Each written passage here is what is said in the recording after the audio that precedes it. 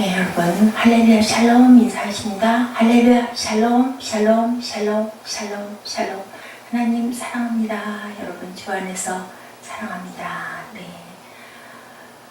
날씨가 이제 완연히 가을 같은 좀 서늘한 아침이면 새벽이면 그죠? 반팔이었는지 반팔을 입었는데 좀 춥다라는 느낌이 듭니다. 여러분 어떠십니까? 좀 시절 잘 보내고 오늘 연휴 마지막인 것 같습니다. 출근하는 회사도 있기는 한데 우리 학생들은 초등학생들은 오늘까지 쉰다고 합니다. 여러분들 마지막 쉼, 이제는 또 무엇을 기다리나 직장인들이 그런 얘기를 하더라고요. 이렇게 연휴가 너무 귀하고 좋다고. 우리 쉼, 휴식 너무 좋죠. 휴식을 통해서 또 충전하고 다시 또 더 힘차게 일할 수 있으니 그래서 거의 주일이라는 날 굉장히 주일이라는 거는 우리가 쉬는 날이 아니라 하나님 날이죠. 보통들 휴일이라고 일요일이라고 얘기하지만 주일이라는 것은 하나님 날, 하나님께 우리가 마음을 모으고 그죠? 성경도 보고 찬양도 많이 드리고 예배도 드리면서 기도도 하면서 다시 힘을 얻는 그러한 날입니다. 또 그러면서도 몸은 또 좀 쉬어주고 그래서 일주일의 단위를 10일로 잡아가지고 그렇게 했었다고 그러죠. 소련에서 그렇게 해서 해봤더니 어떻다고 그래요? 모든 기능이 다 떨어졌다고 합니다. 열흘에 한 번씩 쉬었다고 그러죠. 열흘 왜 꼭 일주일에 한 번씩 쉬어야 되느냐 그런 거 인정할 수 없다 그래가지고 열흘에 한 번씩 쉬었더니 아주 모든 기능들이 다 떨어지고 산업도 엉망이 되었다라는 그런 이야기가 있습니다. 네, 오늘 말씀 19장 전체를 가지고 우리 한번 어떤 하나님께서는 우리에게 어떤 글의 말을 주시고 어떤 것을 묵상하기를 원하시나 우리는 19장 전체를 통하여서 무슨 하나님의 귀한 뜻을 깨달을 수 있나 그렇게 한번 19장 전체를 한번 보십니다. 차를 운전하고 가면서 저는 음악을 들었습니다. 가자악기가 사용된 클래식 음악이었는데요. 어느 날 따라 아주 큰 소리나 이런 음악 소리보다는 끝에 울리는 작은 소리가 제 귀에 그렇게 들렸어요. 근데 아주 뒤에 여운이 얼마나 그렇게 아름다운지 작은 소리가 너무 하나님이 주신 소리 같은 그런 마음이 들었습니다. 말로 표현할 수가 없는 애틋함이 운전 중에 평상시에는 잘 들리지 않던 그런 소리였어요. 그날따라 작은 소리가 그렇게 좋았는데 도통 작은 것에 관심을 기울일 여지가 없는 우리 현대인들 큰 소리, 굵직굵직한 어떤 일을 처리할 때도 그렇죠. 작은 것까지 다 신경을 쓰다가는 아무것도 할 수 없다라는 그런 얘기가 있어요. 근데 엘리야가 놓친 하나님의 음성, 그렇죠. 그것이 바로 세미한 작은 소리였었어요. 하나님께서 다시 부르시죠. 엘리야가 갈멜산 전투에서 승리해서 450명을 제사장들을 죽이고 화려하게 이스라엘로 돌아왔지만 자기를 기다리고 있는 건 뭐였어요? 이사벨이 너는 내가 내일 죽일 것이다 라는 그런 아주 무서운 그런 선포를 듣습니다. 이사벨은 24시간에 엘리야를 죽이겠다고 그랬어요. 그랬을 때 엘리야는 어떻게 대처했어요? 도망가죠. 나를 죽이겠다. 이거 큰일 났다. 그리고 로뎀나무 아래에 앉아서 주저앉아서 쉬면서 이제는 나는 더 이상 어떻게 할 수가 없으니 그냥 나는 내 열조에게 돌아가고 싶습니다. 라고 고백을 합니다. 백성들도 엘리야를 따르고 이세벨은 그것이 두려웠기 때문에 이세벨은 엄포를 놓은 거예요. 이제는 또 아합 왕도 엘리야를 인정하죠. 왜요? 불이 지나감으로 제단을 불사르고 자기 바알 신들은 하루 종일 불러도 몸을 막 상해를 하면서 그때 또 그런 전통이 있었나 보죠. 바알 신에게는 몸을 막 상처를 내고 상해를 하고 피를 흘리고 그러면서 그 바알 신을 부르고 제단을 만들어 놓고 뛰노라도 춤을 추고 아무리 같이 난리를 쳐도 아무 일도 일어나지 않았어요. 그러다 보니 엘리야는 금방 기도했더니 불이 일어나서 젖은 나무, 젖은 재단, 물 뿌려가지고 나무를 쌓았는데 그걸 다 태워버리는 그런 것을 눈으로 직접 보다 보니까 저 야훼 신이 정말 무섭기는 무섭구나 라는 것을 느꼈기 때문에 이제는 이세벨은 어떻게 할 바를 모르겠는 거예요. 그 바알 신이 원래가 이세벨이 갖고 온 그 신이죠. 옛바알의 딸이지 않습니까, 이세벨이. 그러다 보니까 이제는 엘리야를 꼭 죽여야 되겠다 싶다 보니 우선은 또 엘리야를 죽였다가는 이스라엘 백성들이 원성이 엄청 심할 것 같고 지금 현재 오늘 같은 이런 때는 안 되겠다라고 생각을 한 거예요. 아주 강교한 이세벨이에요. 근데 쫓아야 되겠다 싶으니까 사람을 보내서 네가 24시간 안에 죽을 것이다 라는 경고를. 그렇지 않으면 뭘 사람을 보냅니까? 그냥 밤에 잘 때 살구머니 죽이면 되잖아요. 무슨 그렇게 대단한 의리가 있는 사람도 아니고 친절한 사람도 아니고 내가 너를 죽일 거야 라고 해가지고 경계하게 할 이유가 없죠. 그런데 이제 엘리야는 그런 것을 생각할 어떤 마음의 여유가 겨를이 없었어요.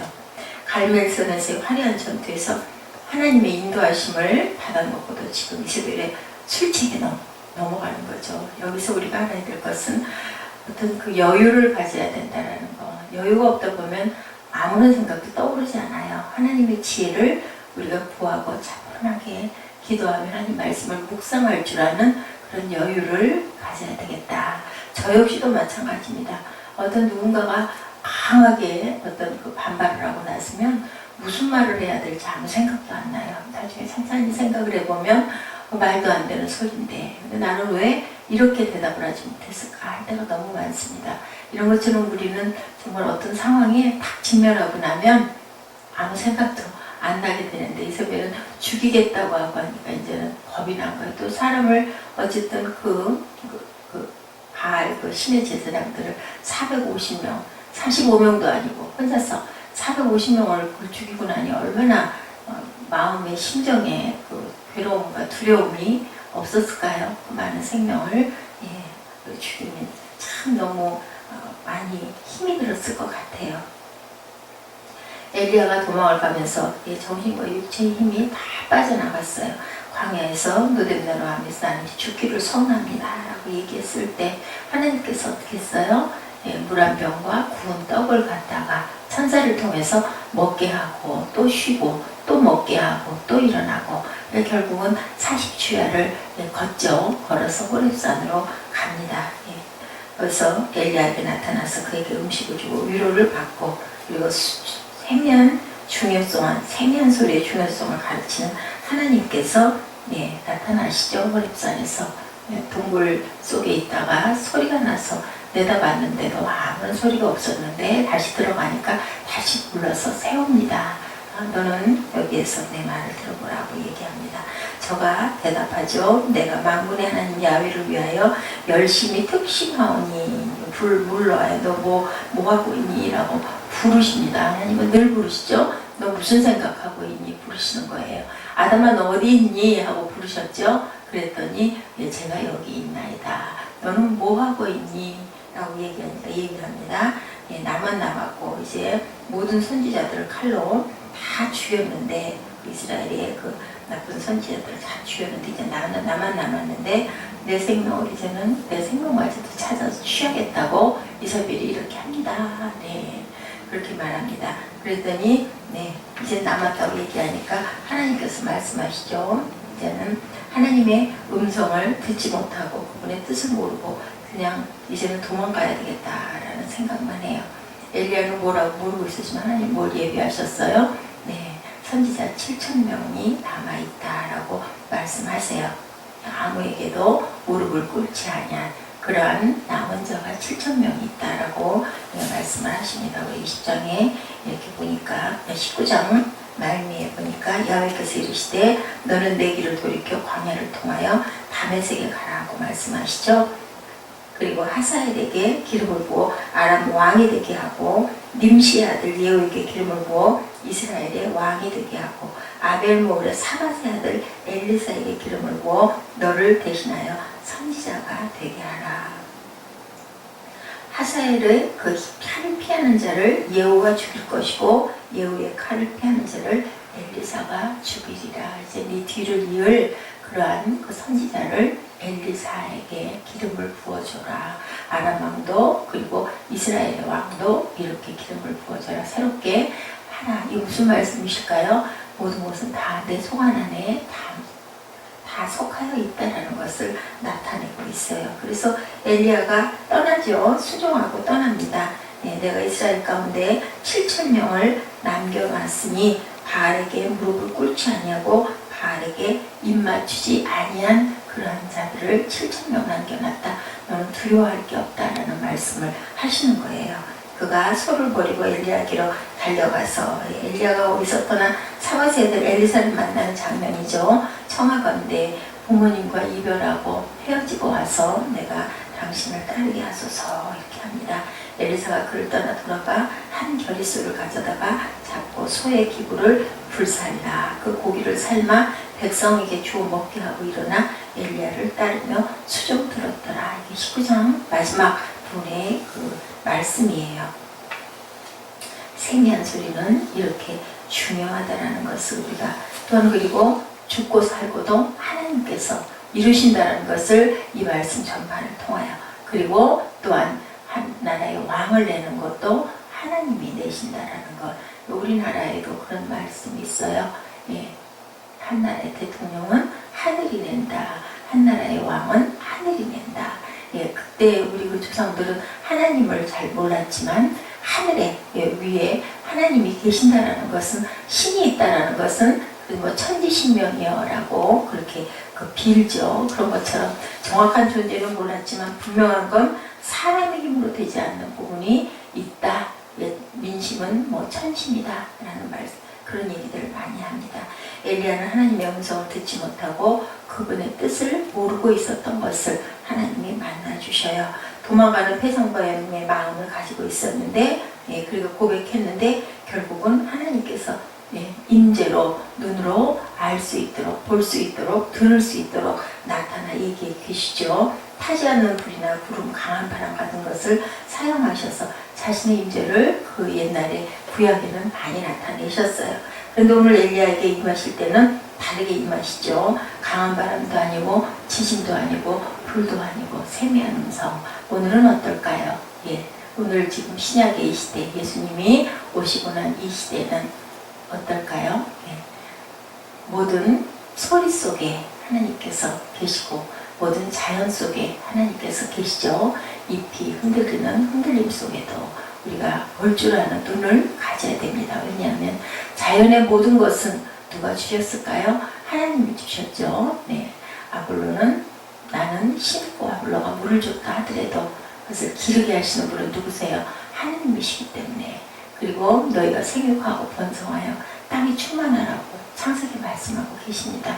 내가 이렇게 아름다운 세상을 너에게 주었으니 너희는 그렇게 해라 그랬는데 그만 아담과 하와가 범죄함으로 그 낙원에서 쫓겨나게 되죠. 쫓겨나도 또한 이 세상을 주셨는데 이 세상은 어떻습니까? 사단이 발칙 공존을 하고 있습니다. 그래서 우리가 삶이 공부할 때가 너무 많죠. 하나님이 어디에 계셨다고요? 강한 바람도 아니고 지진도 아니고 불도 아니고 세미한 끝에 세미한 음성이었었어요. 그 끝에 엘리야는 이세벨의 불같은 진노 때문에 하나님의 음성을 듣지 못해요. 우리도 또한 바쁘게 살아가는 너무 힘든 세상에 살다 보니까 하나님의 음성을 들을 겨를이 없습니다. 너무 소리가 많죠. 너무 복잡하죠. 핸드폰이 끊임없죠. 그리고 우리들은 어디 지나갈 때 사람들 이렇게 보면 모습이 어때요? 저는 지난 시대를 좀 이렇게 걸어온 사람이다 보니까 참 많이 변했구나. 누구도 그냥 가는 사람은 없어요. 귀에다가 이어폰을 꽂거나 손으로 뭔가를 들여다보고 가거나 손으로 계속 문자를 치거나 가면서도 문자들을 이렇게 한 손으로 치죠. 아주 다 바빠요. 버스 정류장에 버스를 기다리는 사람들, 지하철역에 서서 지하철을 기다리는 사람들을 봐도 여러분들 가만히 앉아있거나 가만히 서 있는 사람 있나 보세요. 아주 노인분들이나 몸이 불편한 분들이나 그런 분들만 그냥 앉아있을까요? 요즘에는 누구도 전부 다 손이든 발이든 귀든 입이든 뭐를 막 조물조물 외우기도 하고 영어를 하기도 하고 하여튼 듣기도 하고 보기도 하고 그렇죠. 참 많이 바빠졌구나. 참 많이 분주하구나. 저는 그런 걸 느낍니다. 그냥 가만히 저 같은 경우 좀 가만히 앉아있다 보면 내가 뭔가 남들에게 떠밀리는 그 몰리는 그런 느낌이 들어요.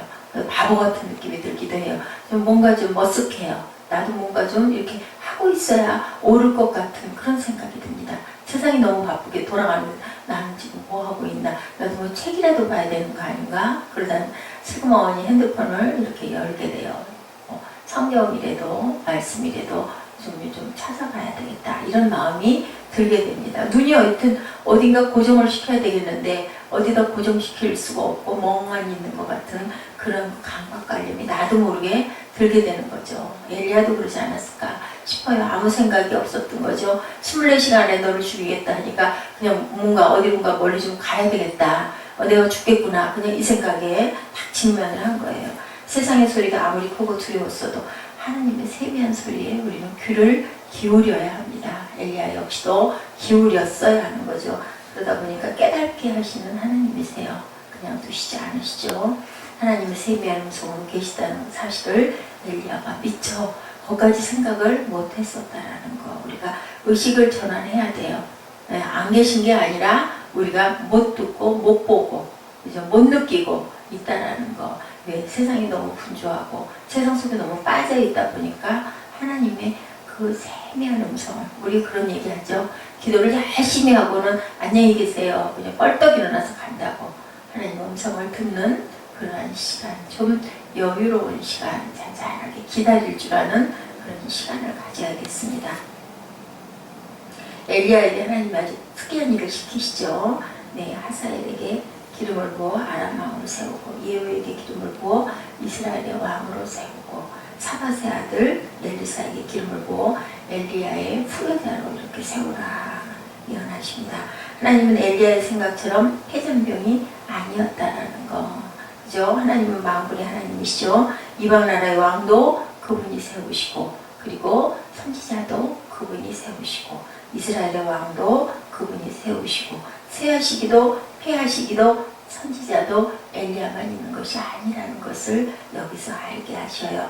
하나님의 말씀을 들었을 때 엘리야는 얼마나 부끄러웠을까요? 부끄럽겠습니까? 자식이니까 그냥 항상 모자르고 항상 우둔하고 깨닫지 못하고 그렇습니다. 그렇기 때문에 우리는 늘 내가 잘났다 할 것이 아무것도 없고 내가 지혜있다 할 것이 아무것도 없고 왜요? 그렇게 우리가 우둔한 자를 찾아서 주님께서는 늘 그저 깨닫게 해주시고 이제는 성령께서 우리 마음 가운데서 항상 알게 해주시기 때문에 아버지 앞에는 부끄러울 거는 없어야 할 것 같아요. 그냥 있는 그대로를 있는 그대로 포장을 한다 해도 아버지는 아시잖아요. 그렇기 때문에 자존심 따위 그런 거 내가 잘났다고 할 일이 세상에 아무것도 없고 의롭다 할 자가 아무것도 없는데 누가 주님께서 우리를 의롭다 칭하도록 해주셨어요.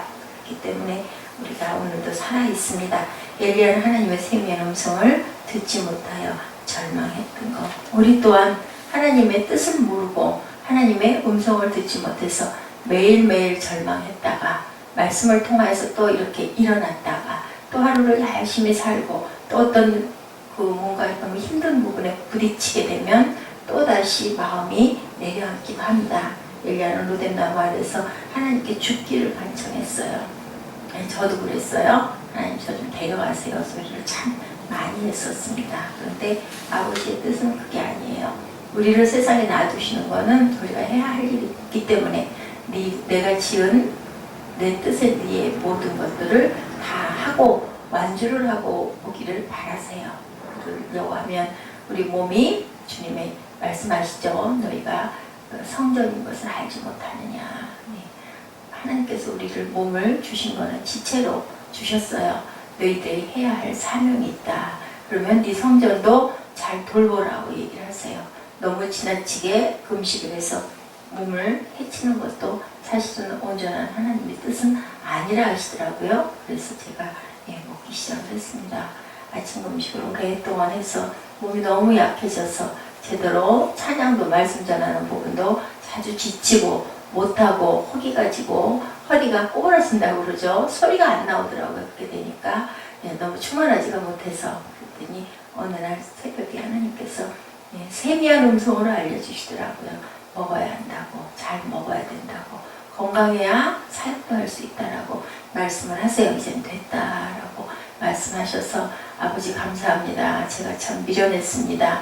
그냥 천국에 이러다가 약해져서 천국 가도 그것도 감사지.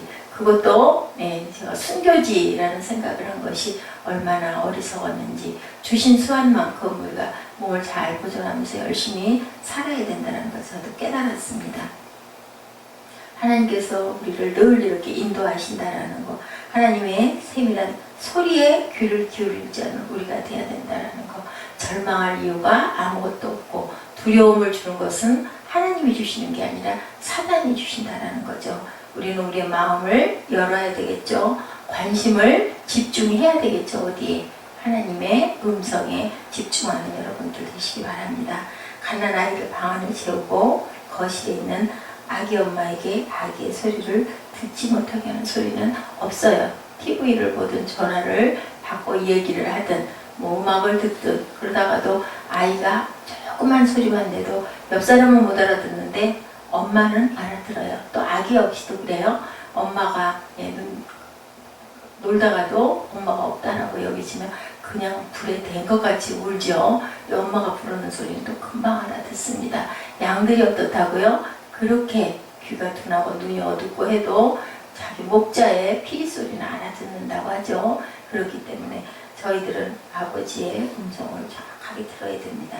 하나님께 우리 마음을 늘 집중하시고 운동을 하다가도 길을 가다가도 싸우다가도 우리는 하나님의 세미한 음성을 들을 줄 아는 그런 아주 순한 양이 돼야 되겠죠.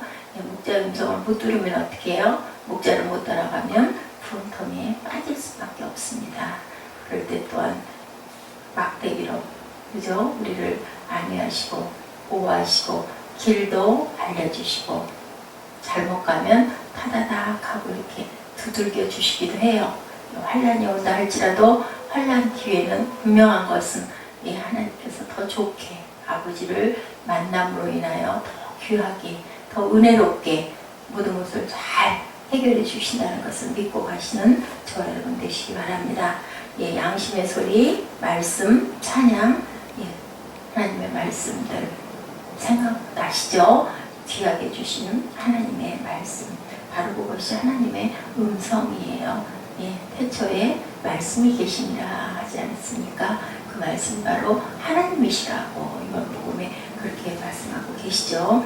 하나님의 세미한 음성이 들려지고 순종하면 우리는 다른 삶을 살게 돼요.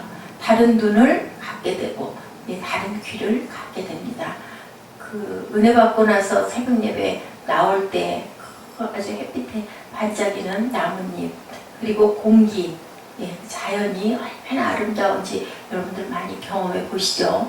저는 한참 신학교 가기 전에 하나님 은혜에 빠져 있을 때 어쩌면 그렇게 세상이 아름다운지 똑같은 산이고 똑같은 나무고 한데도 똑같은 길이고 한데도 그렇게 밝고 맑게 비춰졌었어요. 어떤 찬양 한 곡을 들어도 그게 왜 그렇게 감사했던지요.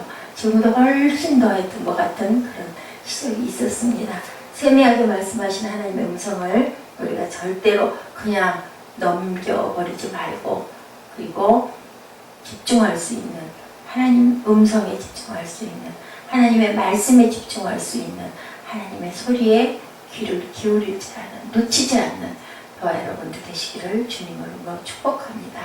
내 안에 세미한 음성에 귀를 기울여 진실을 따라 사는 우리들, 진리를 따라가는 저희들, 진리가 저희를 자유케 하는 저희들, 세미한 소리가 우리 삶의 방향이고 원동력이 되시기를 바랍니다.